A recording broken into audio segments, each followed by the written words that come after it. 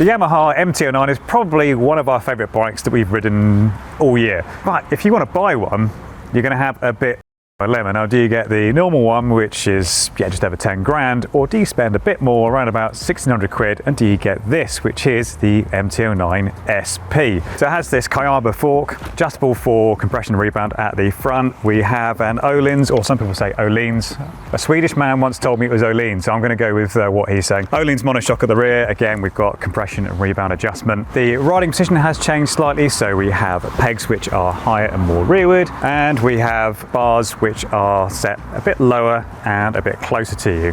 Also, in terms of the chassis, we have some upgraded brakes. There's now a Brembo radial master cylinder. There is Brembo Stylema or Stylema. This is like it's a minefield of different pronunciations. This bike. So Stylema or Stylema, depending on who you ask. Front calipers, much beefier than before, and also actually quite a lot in terms of looks. I mean, there's no actual sort of styling differences. Obviously, we have the new front light unit, which I think looks far better than that sort of weird squinty alien face that came before. That's all been retained, but what we do have instead is this lovely two-tone paint job.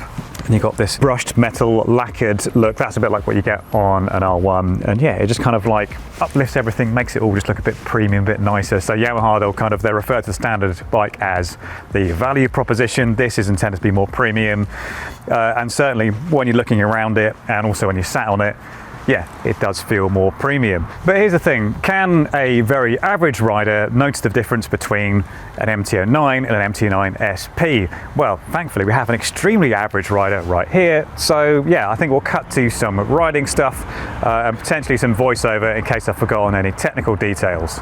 I did forget one thing. The SP also has keyless ignition, which along with those Brembo Stylemas is a first for a Yamaha model. You also benefit from all the tweaks the standard 2024 MT-09 gets, including a tweaked riding position with lower, closer and wider bars with higher and more rearward pegs, plus a lightly tweaked CP3 triple engine with an updated gearbox.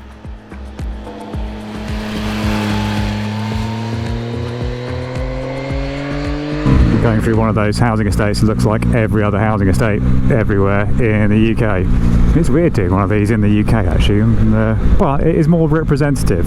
You don't have to kind of throw out some wanky line like, oh well, we need to ride it in the UK to see what it's really like and see if the rider's an absolute disaster. But no, this is real world roads that UK riders will be experiencing, and yeah, real world weather conditions, frankly. And by that I mean shit. I quite like this actually, this ignition switch, nice and chunky, even if I'm not a huge fan, it must be said, of keyless. I'm not just saying that because we were supposed to leave the keys on the bike earlier and I forgot and then walked off and had some lunch. Cars, completely on board with it, keyless, brilliant. Bikes, less so.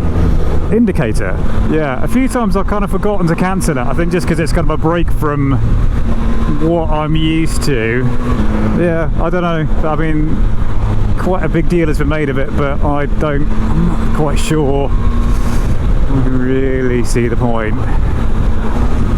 I think as well, MT-09 or MT-09 SP, quite acceptable as a first bike, I'd say. You might be looking at an MT-07. Don't discount spending a bit more, and while you're at it, you might as well spend a bit more again and get the SP, because I think you probably get on the 9, and especially if your roads are like the ones around my way, which funny enough are a lot of these, you might find it's a bit choppy and a bit annoying. This just has that kind of extra level of plushness.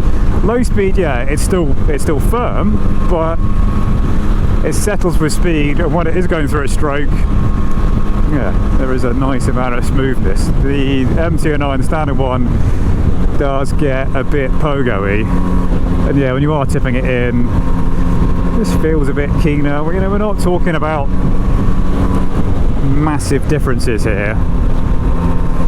It's just an extra level of niceness, which I think for what you're paying, which is not really a great deal more, yeah, a very fair return. Would we recommend one over, oh Jesus Christ, that was a bit heavier there. Would we recommend one over a Street Triple RS? Tricky, I think. No, this is a bit of a cop-out, but I think really we need to get the two together on a nice road and kind of see what's what. Definitely prefer it to the Duke 990, which, as I say, was just kind of a bit mixed, a bit disappointing in some ways, a bit too expensive. Price-wise, distance street triple very similar. Engines, don't know. I feel like maybe the Street Triple engine has the edge. This is perhaps a bit more flexible, a bit more usable. Got bags of mid-range torque. This is the master of torque. What's the other slogan? It's Dark Side of Japan. Yeah, marketing, wonderful stuff. I don't know. I don't think the SP has a specific slogan, or if it also comes under the Dark Side of Japan. Yeah, rain can stay away all day apparently. Not hugely pleasant. Roads are down, but as I said earlier, yeah, I've not felt like I'm lacking confidence in this bike despite crap weather. Yeah, I'm feeling on this surface it is a bit choppy, but noticeably less so than the standard MT-09. And I haven't played about with any of the adjusters either. As I said earlier, I am not very heavy somehow, despite all the sausage I ate earlier this week at BMW Motorrad days in Garmisch. So yeah, I would probably want to soften things up, but obviously you do have that levels of adjustability as well. The whole bike just kind of feels a bit more premium. I think, yeah, with that R1 style swing arm, the two-tone. Yeah, the MT-09, you do kind of feel, you get on it, it kind of feels sort of built down to a price. You get on this, it just feels a bit nicer. And yeah, certainly befitting of a bike that costs 11,600 quid, which on the face of it I think seems very reasonable. Yeah, the other thing of riding in the UK is traffic to contend with, but you know, it has been quite fun, I must say, picking our way through it. And when it comes to overtaking, it doesn't really matter what gear you're in. I mean, 6th, yeah, still picks up alright even from 30. Exhaust note maybe a little bit apologetic, but you know, this is the joys of Euro 5. And obviously we do have these little induction speakery things which throw a bit of extra sound into your face, which is nice. Seems pretty effective actually. So I think a lot of the noise I'm getting when you're at full chat, it is from these and not as much from the exhaust. And it's good then, because you're sort of providing yourself a bit of extra volume without pissing off every single person around you. I haven't mentioned the quick shifter yet, because like all good quick shifters, you kind of forget what it's doing. I feel like you only really pay attention to quick shifters when they do something to irritate you, but this one has been completely flawless, super smooth. One of the things that Yamaha worked on as well was giving it a sort of wider range of operation. I think it's anything from about 2,000 RPM. I think you can upshift, partial throttle as well. So yeah, barely any throttle there, barely any revs. Went in beautifully. Yeah, this may not be southern Spain, but it's a pretty part of the world. Come on, I mean, it does all right for itself. Good roads, slightly busy, weather variable. We're better to ride a very nice motorcycle. To cap it all off, the new brakes give bags of feel through the leather and plenty of stopping power. Granted, the standard MT-09's brakes are already a big improvement over the outgoing model, but here they're just a little bit nicer, which is the SP all over, really.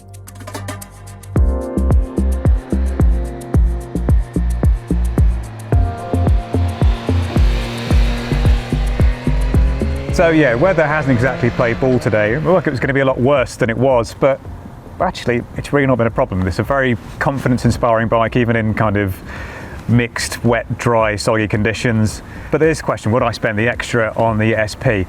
Now I think the split in terms of sales, there's a product guy coming just here, the marketing guy is just here. Sales split, is it about 50-50 before between SP and non-SP? More sort of 60-40, 70-30 standard for SP. Oh, well, there you go. I thought most people would think I'm spending this much, I might spend a bit more. So with the outgoing model, yeah, it was about a 70-30 split in favour of the standard MT-09. But if it was me, I think I'd spend the extra, particularly on UK roads where, let's be honest, the surface of the average B road is pretty shit. Just having that extra suspension plushness, I think that's worth the price on its own. And the fact you get all the other stuff, and the fact I think it looks a lot more premium, it feels a lot more premium than the standard bike when you're sat on it, I absolutely would spend the extra. But I think if you had either of them, I don't think you're going to be too upset either. So that was the MT-09 SP. I'm going to go and find somewhere to dry out. If you like this video, please do hit the like button and make sure you subscribe, and also head over to Visordown.com where there is sort of news and reviews and other bike good stuff.